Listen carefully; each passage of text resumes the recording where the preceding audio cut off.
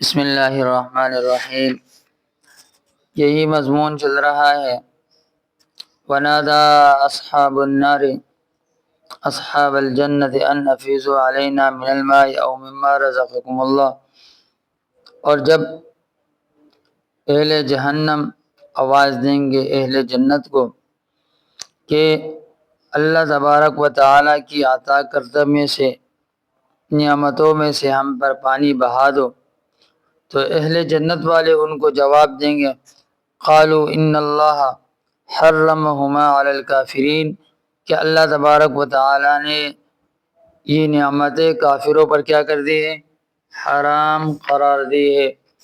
یہ جو نعمتیں ہیں کہ اللہ تبارک و تعالیٰ نے کافروں کے لیے نہیں بلکہ کس کے لیے کیا ہے؟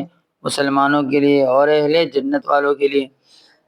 اہل جنت اہل اعراب جو دوزخوں سے خطاب کریں گے، گزشتہ آیات میں اس کا تذکرہ ہو چکا ہے۔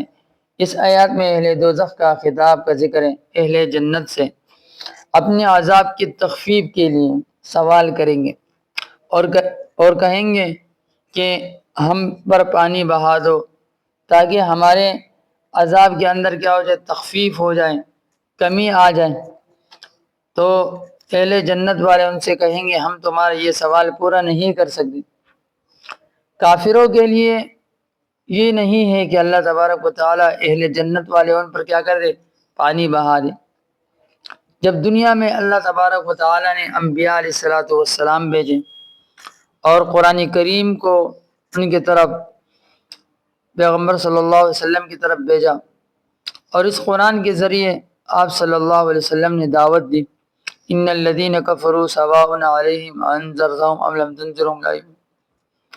اور دنیا میں کہا کرتے تھے کہ کہاں ہے جنت، کہاں ہے دوزخ، یہ تمام چیزیں وہ دنیا میں کہا کرتے تھے۔ الذین اتخذوا دینہم لہوا ولعبا، جنہوں نے اپنے دین کو لہو و لعب بنا دیا اور اپنی زندگی اور انہیں دنیا والی زندگی کے لیے کیا کر دیا؟ دنیا کی زندگی کیا اس میں دھوکہ دیا، دنیا کی زندگی نے ان کو دھوکہ دیا۔ آج ہم نے ان کے حال پر چھوڑ دیا، وغرتہم الحیات الدنیا، اور ہم نے ان کو ان کے حال پہ چھوڑ دیا۔ فالیوم ننساہم کما نسوا لقاء یومہم ھذا، جیسے کہ آج کے دن ملاقات کو بھول گئے، جیسے کہ وہ ہمارے وکانوا بآیاتنا یجحدون، جیسے وہ ہمارے آیاتوں کو کیا کرتے تھے؟ انکار کیا کرتے۔ یعنی دنیا کی زندگی کو کھیل بنایا، تماشا بنایا، اور اپنے دین کو کھیل اور تماشا، اور اپنے زندگی میں شرک اور بدعات کیا کرتے۔ یہ بات ہمیشہ کہا کرتا ہوں کہ اپنی زندگی میں شرک اور بدعات سے اپنے آپ کو بچائیں۔ اللہ کے علاوہ کسی اور کو معبود ماننا، اللہ کے ساتھ کسی کو شرک کرنا، شریک ٹھہرانا، ان الشرک لظلم عظیم، شرک ایک عظیم گناہ ہے۔ ان اللہ لا یغفر ان یشرک به ویغفر ما دون ذلک لمن یشاء، اللہ تعالیٰ سب کچھ معاف فرما دے گا لیکن مشرک کی مغفرت نہیں ہوگی۔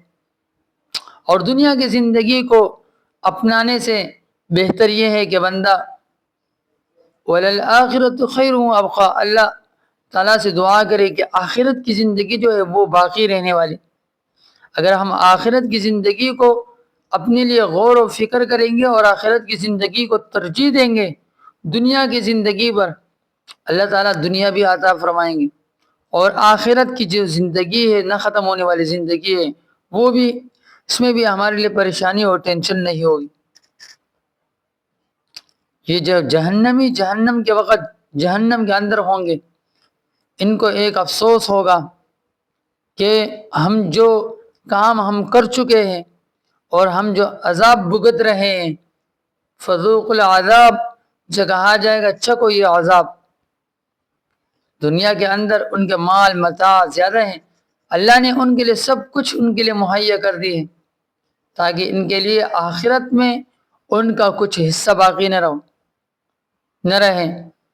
جب بھی دنیا میں سے کسی کو دیکھو تو ان کے مال پر فدا مت ہونا، کتنا بڑا مالدار آدمی ہے، اتنا بڑا پیسے والا ہے، نہیں، بس اللہ سے عافیت کی زندگی مانگے اور اللہ تبارک و تعالیٰ سے یہ دعا کریں کہ اللہ ہماری زندگی میں ہمارے لیے آسانی عطا فرما، آسانی مہیا عطا فرما، اور ایمان کی حالت میں ہمیں دنیا سے رخصت فرما۔ ڈاکٹر عادل خان صاحب رحمۃ اللہ علیہ فرمایا کرتے تھے کہ زندگی ایمان والی ہو، کہ میں نے بھی جانا ہے، آپ نے بھی جانا ہے، ہم سب نے جانا ہے، ایمان کی حالت میں دنیا سے جائیں گے تو یہ ہمارے لیے کامیابی ہے۔ تو اس لیے یہ سورۃ الاعراف کا جو 50واں آیت نمبر 50، 51، اسی طرح اس کی تفسیر میں اللہ نے فرمایا کہ جہنمی قیامت کے دن بھی جہنم کے اندر بھی کیا کریں گے؟ آواز دیں گے، پکاریں گے جنتیوں، جو جنت ہونے کا اعمال ہے اس کو اپنائیں، اللہ کو راضی کرے، اللہ سے اپنا محبت رکھے۔ جس طرح عاشق اپنے معشوق کو دیکھنے کے لیے تڑپتا ہے، تو اسی طرح اللہ تبارک و تعالیٰ کو احکامات رسول اللہ صلی اللہ علیہ وسلم کے طریقوں پر ہم اپنے جان کو کیا کریں؟ قربان کر دیں، اور اپنے دین کو اپنے لیے کیا بنائیں؟ آخرت کے لیے اپنے لیے ذریعہ بنائیں، اور اپنے دین کو کھیل اور تماشا نہ بنائیں۔ یہ دنیا کی زندگی کیا ہے؟ کھیل تماشا ہے۔ دنیا کی زندگی کیا ہے؟ دھوکے کا سامان ہے۔ انسان 100 سال کا سامان کیا کر رہے ہیں؟ باندھتا ہے، اور اس کو پل کا خبر نہیں رہتا۔ تمام منصوبے، تمام پروجیکٹ ناکام ہو جائیں گے جب اسرائیل علیہ السلام آئیں گے روح قبض کرتے وقت۔ تو اس لیے کہ آج کا دن اپنی زندگی کا غنیمت جانو، اور اس میں اللہ کو یاد کرو، اللہ سے تعلق بناؤ، اللہ سے محبت بنائے، اپنی ذکر اذکار کرے۔ اور اسی طرح یہ صبح کے وقت یعنی 100 مرتبہ لا الہ الا اللہ محمد رسول اللہ، 100 مرتبہ تیسرے کلمے کی ورد کریں، اور اسی طرح 100 مرتبہ استغفار پڑھیں، اور 100 مرتبہ درود شریف پڑھیں۔ اور معمولاتی جو وظیفے ہیں یعنی مناجات مقبول ہے، ان میں ہر دن کی کیا ہے؟ ہر دن کے اس کے اندر منزل ہے، اس کو پڑھیں، منزل پڑھیں، سورۃ یاسین پڑھیں، اور دعائیں انس پڑھیں۔ دعائیں انس جو آدمی پڑھے گا، اللہ تبارک و تعالی صبح سے لے کے رات تک، اور رات سے لے کے صبح تک اس کی فرشتے اس کی حفاظت کریں۔ آج کسی کے پاس کوئی 2-3 گارڈ آ جائیں تو کتنا خوش ہوتا ہے کہ میری حفاظت کے لیے گارڈ مامور ہے۔ اور یہ خوش نہیں ہے، جب آپ معمولات کرو گے، وظائف کرو گے، اللہ کو یاد کرو گے، تو اللہ تعالیٰ تمہیں اپنے فرشتوں کے گارڈ میں، فرشتوں کے ہاں رکھے گا۔ فرشتے آپ کے محافظ ہوں گے، اور جس کے محافظ فرشتے ہوں تو کیا اس کے لیے کسی چیز کے اندر کمی ہے؟ تو اللہ تعالیٰ ہمیں دینی حق پر چلنے کی توفیق عطا فرمائے۔ وآخر دعوانا الحمدللہ رب العالمین۔